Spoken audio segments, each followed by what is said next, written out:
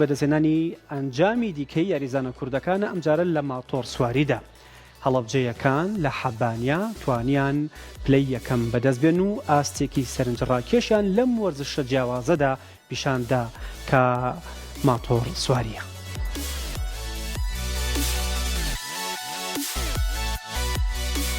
ماتۆر سوارەکانی هەڵەبجە پلەی یەکەمی عێراقیان بەدەستهێنا.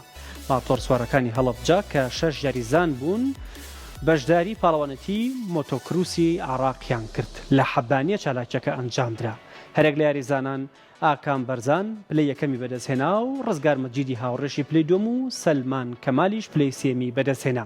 سەرنجام لە ئاستی تیم وەک یانەی هەڵەبجەی شەهید پلەی یەکەمیان بەدەستهێنا کە لە پێشبڕکێکەدا یاریزانانی 20یانە تێیدا بەشداریان کرد و هەڵەبجەش تاکە تیمی کوردی بوو کە توانی بەشداری بکات و ئەنجامی یەکەمی بەدەست بێنێت.